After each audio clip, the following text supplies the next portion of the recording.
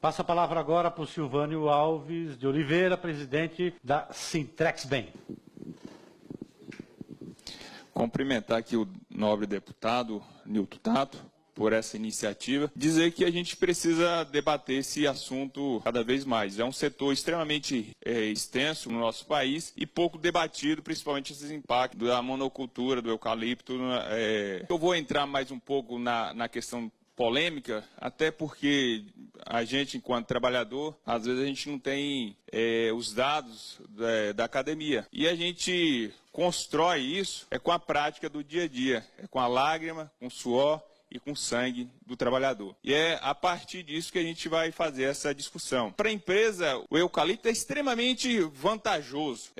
As empresas gastam em real e vendem em dólar. O custo operacional de uma tonelada de celulose é em torno de R$630. Vendem por 720, 730 dólares. 20 árvores faz uma tonelada de celulose. 1 hectare tem 1.000 árvores. 5 anos aproximadamente faz o corte dessa madeira. Para a empresa, para a indústria, é extremamente economicamente viável. O plantio de eucalipto está no quintal dos moradores. E o que tem gerado disso por um município? Não gera imposto, não gera emprego, que a gente vai discutir essa questão da empregabilidade do eucalipto. Entrando nessa questão do socialmente injusto, em 2012 foi feito, a pedido do Ministério Público do Trabalho, um estudo pelo Centro Estadual de Referência de Saúde do Trabalhador sobre a questão de doença ocupacional. E aí o CESAT, ele fez pesquisa em 2 grupos de trabalhadores. Isso relacionado à questão do plantio de eucalipto.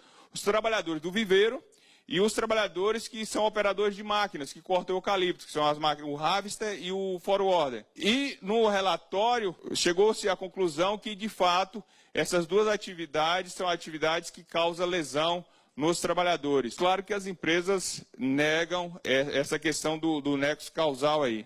E aqui foi uma perícia de uma ação judicial, onde o perito ele fez um estudo que um operador de máquina ele faz em torno de 2.500.000 movimentos por mês para cortar as árvores. Infelizmente, com a sequência de tantos movimentos, tendinite, bursite e tantas outras ites vão aparecer para o trabalhador.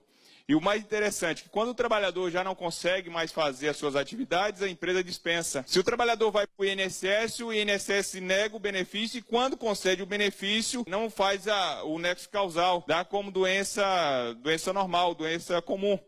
E aí essa despesa cai em cima do INSS, para cima dos contribuintes, e a empresa fica livre. Coloca um outro jovem de 20 e poucos anos, ele vai adoecer novamente e aí fica nesse círculo vicioso, trocando, e a conta fica para nós, cidadãos, pagar e para o trabalhador que fica lesionado, que não tem mais condições de trabalhar. Aqui é uma cirurgia na coluna de um operador de máquina, para vocês verem como é que é a situação. Isso é um operador que depois de um certo tempo, infelizmente, teve que fazer uma cirurgia na coluna. E isso é algo comum. Infelizmente, isso é algo comum.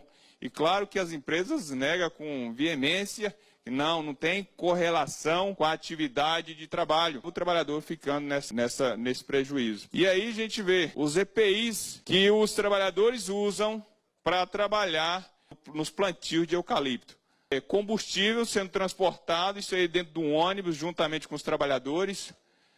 A condição de trabalhador, as calças, o uniforme, essa foto do meio, isso não é um uniforme, isso não tem condições, isso é até vergonhoso falar que isso é condição de empresa multinacional, simplesmente as maiores empresas de produção de celulose do mundo.